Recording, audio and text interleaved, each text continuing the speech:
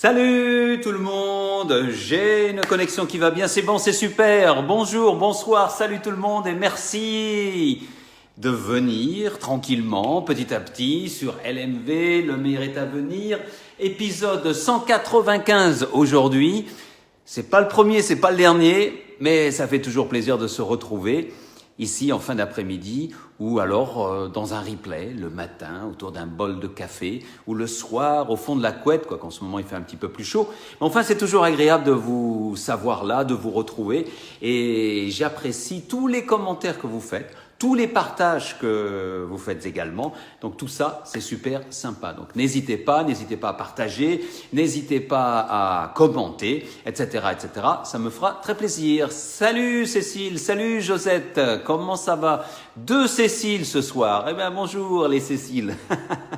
Salut Pilou. La Guyane, ça va?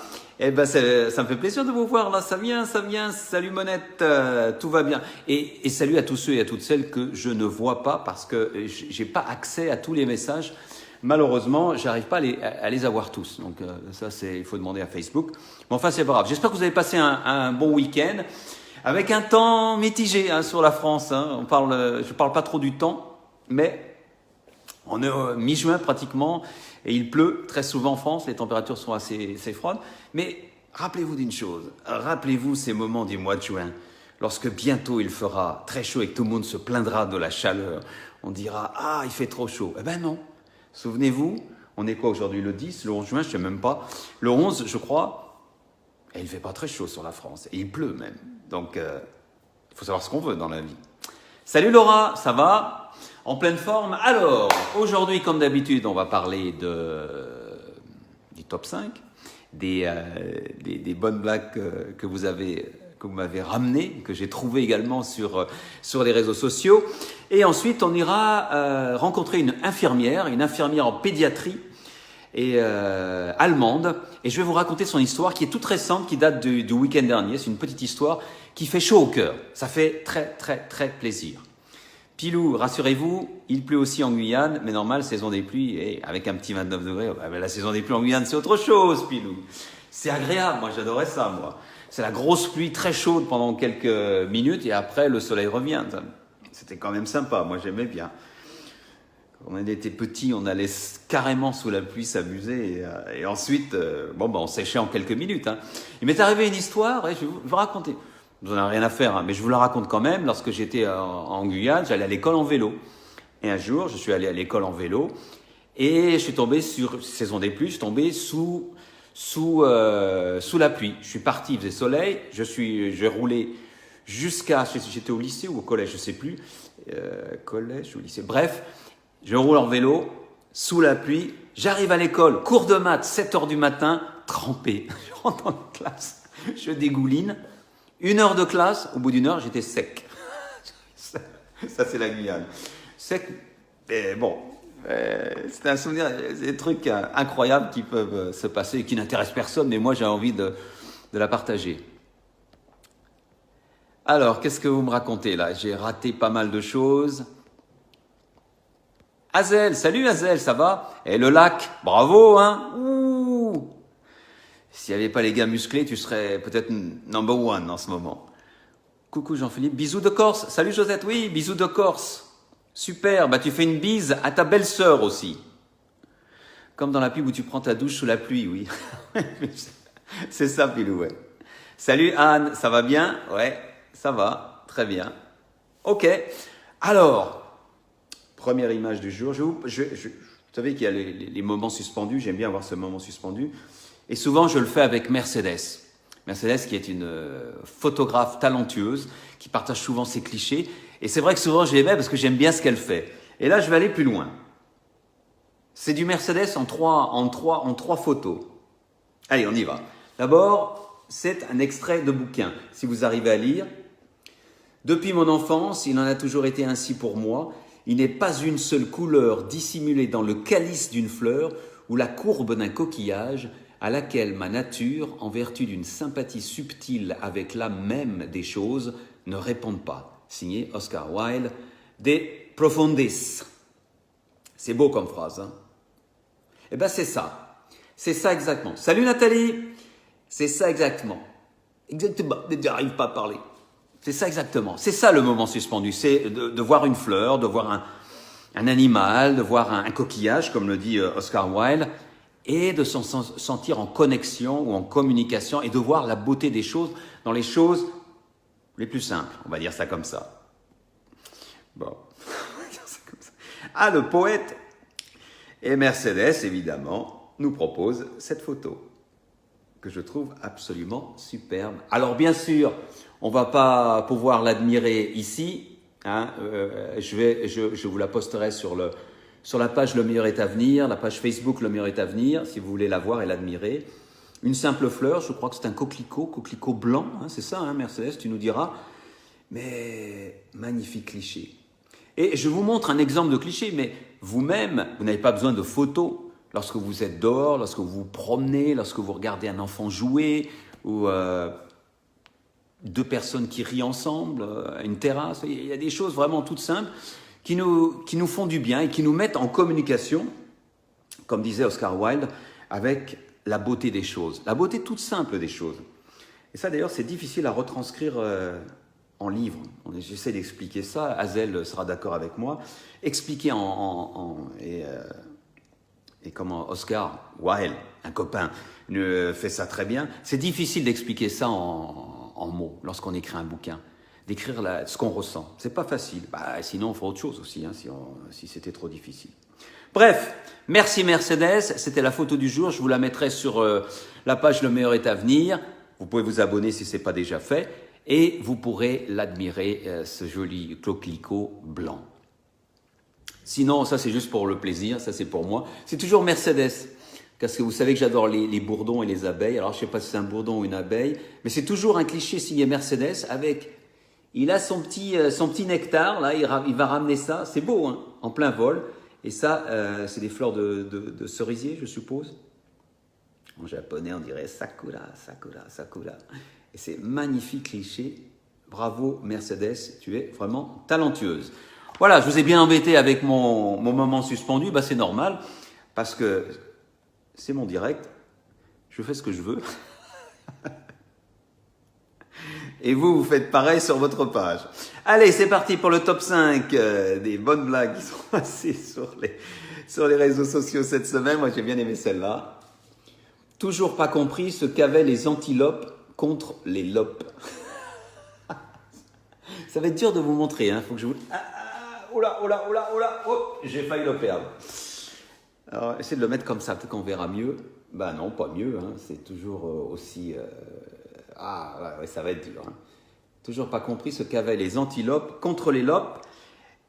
Et j'ai trouvé celle-là sympa. Et dites donc aujourd'hui, Richard, qui n'en perd pas une, comme d'habitude, grand pourvoyeur de petites blagues. Celle-ci, comme à la tartine, vous voyez, comme la tartine, l'ivrogne tombe toujours du côté qui est beurré.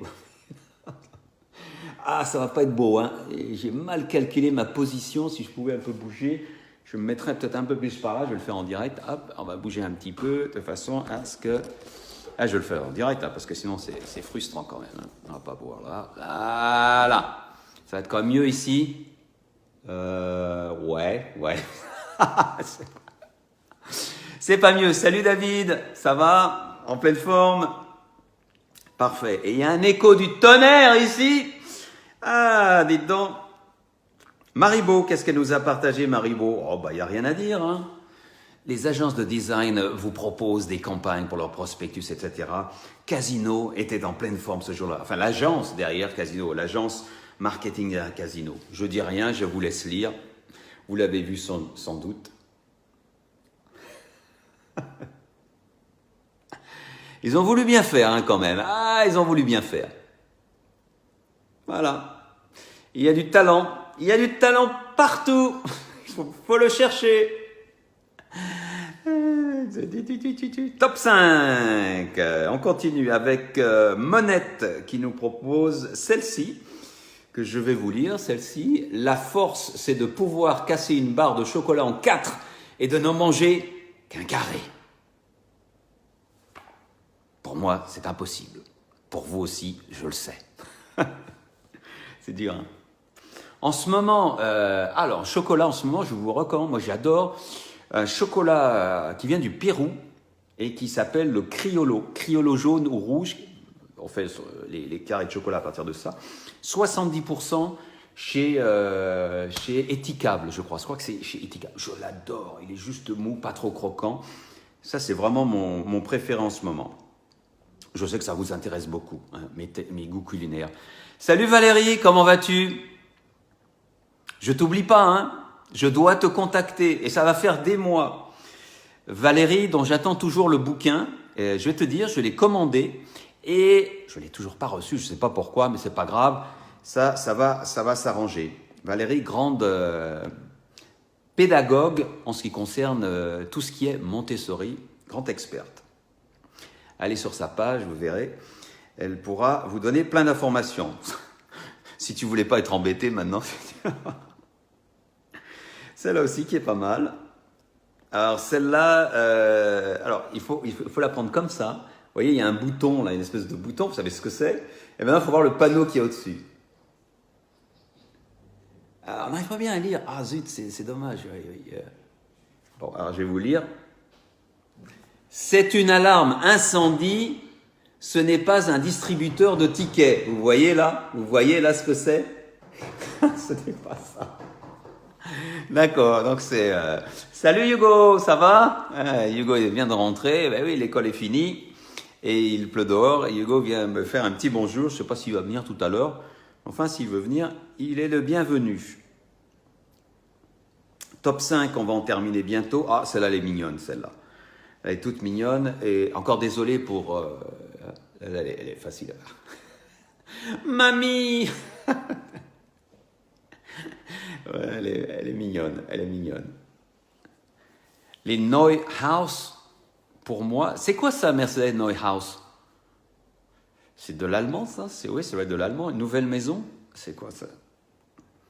En plus, on va parler d'une infirmière allemande, donc tu vas voir, hein, dans quelques minutes, toi qui parles couramment la langue de Goethe, tu vas pouvoir te régaler. Alors, et puis toujours dans le combat terrible qui existe sur cette planète, surtout en France. Salut Amanda. Entre les fans de la chocolatine et les fans du pain au chocolat, ça a atteint des sommets absolument incroyables. Ah, chocolat belge, d'accord Mercedes. Tu peux venir Hugo, tu peux venir dire bonjour. Chocolat belge, donc Neuhaus, d'accord, j'ai compris. Salut Jean-Marie, ça va? Ano même Kenoben, Mola, Mokachembe. Et donc, il y a cette terrible lutte entre les chocolatines et toujours à verser au dossier des chocolatines. Voici un nouvel élément qui nous vient du Japon. Et c'est Maribo qui l'a trouvé. Alors, ça me touche, hein, vous savez pourquoi? Par rapport au Japon. Et alors, je vais vous le montrer, mais je vais vous le montrer dans quelques secondes, car nous avons un invité qui vient ici dire bonjour. Tu veux dire bonjour? Et après, tu repars, d'accord? Pour que papa y finisse. Salut! Tu veux dire bonjour? Alors, ben voilà, tout le monde te regarde. Et maintenant, on est intimidé. Ça va bien? C'était bien l'école aujourd'hui? Tu as travaillé? Tu as fait... Aujourd'hui, on a mangé du fromage. Ah, nous avons mangé du fromage à l'école. Ben, c'est une bonne chose. C'était bon? Ouais. Il pleut déjà. Ouais, il pleut, je sais. C'est quoi ça? Ah oui, attends, ça c'est mes notes, ça. Si tu m'enlèves mes notes, je vais avoir des problèmes. C'est bon? Tu dis au revoir? Au revoir. Au revoir au petit ninja, tu vois, il y a des petits messages pour toi. Hugo, hello petit ninja, etc. Eh ben, tu vois, c'est une petite vedette, toi. Allez, hop! Allez, repars. Et tu fermes la porte derrière, d'accord? Merci. Alors, ça va faire du bruit. Voilà, c'est bon. Je reviens avec mes chocolatines. Et alors, bon, bah, je suis désolé, on n'arrive pas bien à voir. Hein. Comment je peux faire? Je peux rien faire. Voilà, c'est bien simple, je peux rien faire. Avis à tous ceux qui font des directs, des Facebook Live, des choses comme ça. Préparez avant, faites pas comme moi, où je prépare pas vraiment avant, on y va un peu. Et j'aimerais bien que vous puissiez lire. Alors, ça nous vient du Japon. Chocolatine ou pain au chocolat, une boulangerie de Tokyo clôt le débat et choisit. Chocolatine. Alors, c'est la photo des chocolatines à Tokyo, c'est-à-dire qu'il y a une boulangerie à Tokyo qui a décidé de ne pas nommer pain au chocolat, mais a décidé de nommer chocolatine. Scandale en France, et là, le tweet est génial, et puis il dit « Ah ouais, le gars est pas content là. Eh ben, on va appeler vos sushis poisson cru tine. Vous allez moins jouer au con. » Les poissons crus tine. Vous savez, c'est comme les éclairs au chocolat, les éclairs à tine. Enfin, vous connaissez le...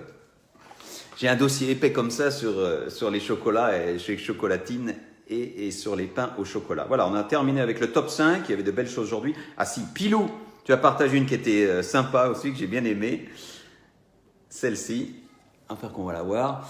Quand un schizophrène, est-ce que l'autre accélère? Elles sont belles celles-là, elles sont toutes simples. Merci Amanda pour le compliment, je lui transmettrai. Et voilà, et c'est pratiquement terminé. On en a terminé. Si... j'arrive pas à... Oui, voilà. Hein. C'est aussi l'iPad qui nous fait des petits... Oh, c'est fatigant ça, ouais. C'est embêtant. On a fini. Choule. Ah oui. On va arriver à l'école.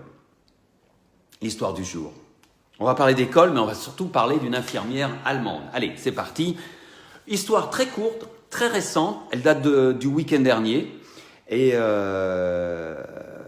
qui montre le pouvoir d'Internet. Peut-être que vous me voyez déjà venir, mais c'est pas grave, je vais quand même vous la raconter. Alors, c'est une maman. Elle est infirmière en pédiatrie, une maman allemande, qui, pour l'instant, a gardé l'anonymat. Il faudra bien sûr vérifier dans les jours à venir que l'histoire n'est pas un fake, mais je ne pense pas que ce soit un fake, vu que ça a été repris par plusieurs outlets, plusieurs médias sérieux comme la BBC, etc. Donc, c'est une maman. Infirmière en pédiatrie, elle a 35 ans, elle a 4 enfants et elle est divorcée. Donc vous imaginez, divorcée, 4 enfants, infirmière en pédiatrie. Si vous avez une seule seconde l'idée du travail que peut avoir une infirmière, et je connais plusieurs infirmières en pédiatrie, en maternité, et je sais qu'elles ont énormément de travail et j'ai beaucoup de respect pour elles. Voilà. C'est vrai parce que c'est un boulot absolument incroyable. D'ailleurs, pour toutes les infirmières, hein, attention. Et donc, cette maman infirmière a 4 enfants. Et elle a un compte Twitter. Et vendredi, un petit peu frustrée, c'est difficile pour elle, elle n'a peut-être pas bien dormi. Elle poste un tweet. Et ce tweet, je ne sais pas si je l'ai gardé. Ce tweet, je l'ai gardé. Oui, je l'ai gardé. Vous n'allez pas le comprendre parce qu'il est en allemand. Mercedes et ceux et celles parmi vous qui parlent allemand vont comprendre. Elle poste un tweet de frustration. Et ce tweet, je vais vous résumer, je ne vais pas vous traduire parce que je ne parle pas du tout l'allemand. Voilà. Elle dit, elle met sur son tweet, vous ne voyez pas bien parce qu'il y a trop de lumière. Elle dit en gros, comment je vais faire? Parce que ce sont les voyages de fin d'année qui arrivent. 350 €, 250 €, 200 €, 3 voyages de fin d'année pour 3 de ses enfants, etc., plus les différents frais. Elle doit trouver 750 € pour les voyages de fin d'année de ses enfants. Il y en a un à la montagne, il y en a un avec un petit voilier, un truc comme ça. Donc, comment va-t-elle faire? Et elle explique qu'elle ne peut pas. Elle ne peut pas se permettre, elle n'a pas assez d'argent pour pouvoir payer ces voyages de fin d'année qui sont quand même quelque chose que les enfants attendent avec impatience, avec les copains et les copines, hein, c'est un moment important. Rappelez-vous de vos propres voyages quand vous étiez plus jeune, c'est quelque chose d'important. Et elle sait qu'elle ne va pas pouvoir se permettre de leur offrir ces voyages. Et elle pose la question, à quel moment je vais leur dire, et ça c'était vendredi soir, qu'ils doivent rester à la maison, qu'ils ne pourront pas aller participer à ces voyages. Et c'est pour ça qu'elle poste ce tweet, parce qu'elle est frustrée. Et cette frustration, est terrible pour elle. Et c'est vraiment, ça lui fait mal au cœur. Et donc elle tape, out of frustration, on dirait en anglais, parce qu'elle est vraiment, elle se sent mal. Et elle ne sait pas comment annoncer à ses enfants qu'ils ne partiront pas en voyage de fin d'année. Salut Isabelle! Et donc elle poste ce message sur Twitter. Et presque tout de suite, elle commence à avoir des messages qui répondent « Ah, je suis désolé pour toi, je suis désolé pour vous », vous savez comment c'est, les réseaux sociaux, on répond vite. Et parmi tous ces messages, il y en a une personne qui lui dit, donc en Allemagne, qui dit mais peut-être que tu devrais demander, enfin pas demander, ouvrir une page de recueil de fonds, vous savez, de crowdfunding ou recueil de fonds sur Litchi. Vous connaissez Litchi, c'est un des sites très populaires où on peut recueillir des dons, tout simplement. Alors elle hésite un peu parce que c'est pas facile, c'est comme un petit peu quémander, etc. Puis finalement elle le fait. Samedi matin, donc le lendemain, elle poste une page de recueil de fonds sur Litchi pour avoir des dons, pas des fonds, des dons pour payer ses voyages de fin d'année à ses enfants. Donc elle demande 750 €, samedi matin. Et dans cette page, elle explique un petit peu plus sa situation. Elle reste toujours anonyme, mais elle explique un petit peu plus parce que elle estime que les gens qui vont faire des dons sont en droit de savoir un petit peu plus, connaître un peu plus sa situation. Alors, elle est divorcée, elle a 4 enfants, elle a un enfant avec special needs en français, c'est-à-dire qu'il y a des besoins spéciaux, qui est hypersensible, très émotionnel et qui est très impulsif, et donc qui lui demande aussi beaucoup de travail parmi ses 4 enfants quand même. Et il se passe qu'elle est divorcée, le papa est absent, la dernière fois qu'il a pris les enfants c'était à Pâques, elle explique, et pendant une journée. Donc, il l'aide pas la nuit, il les garde pas la nuit. Donc, elle faisait 2 boulots pour pouvoir arriver à joindre les 2 bouts. Et maintenant, elle a perdu son 2e boulot. Pourquoi? Parce que la maternelle où vont certains de ses enfants, enfin le plus jeune, a réduit ses heures pendant lesquelles il garde les enfants. Donc, elle ne peut plus avoir son 2e job. Donc, sa situation est devenue pas catastrophique, mais très, très, très difficile. Et donc, elle explique tout ça. Et en même temps, les dons commencent à affluer. Donc on est dans une situation difficile et les dons commencent à affluer. 24 heures plus tard, je vais vous montrer ça. Enfin, 24 heures plus tard, c'était un petit peu moins quand même parce que voilà où en sont les dons. Enfin, là j'ai pris vous le voyez, sur la droite, enfin, sur votre gauche ou votre droite, je ne sais plus, 14 000 €. 14 000 € sur les 750 qu'elle avait demandé. Donc, bravo. Alors, c'est tout bête. Vous allez me dire, ce n'est pas une nouvelle qui va bouleverser le monde. Je sais. Mais, même si maintenant on est habitué à la solidarité entre les personnes qui s'aident, etc., moi, je tiens toujours à insister sur ces petits faits. Parce que c'est pas grand-chose. Enfin, c'est pas grand-chose, comment dire. Ça va pas bouleverser le monde. Et ça me frustre un petit peu moi aussi. Voilà. Alors, vous pouvez le voir un petit peu mieux. Voilà.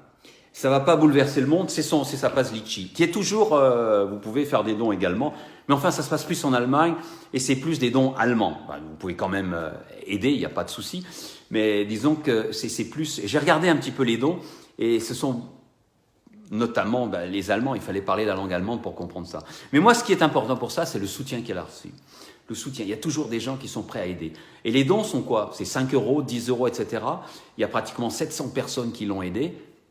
Non seulement ça permet à ses enfants d'aller en voyage de fin d'année, d'apporter de la joie, et aussi d'apporter un ballon d'oxygène à cette femme qui se bat pour, on va dire, survivre, alors que c'est extrêmement difficile. Et ce qui est un comble, c'est qu'elle est infirmière en pédiatrie.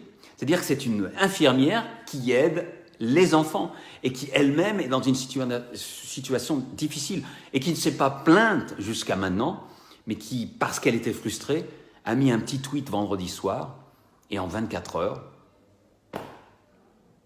les belles choses sont apparues. Et c'est ça qui est beau sur Internet. C'est ça qui est important sur Internet pour moi. C'est ça.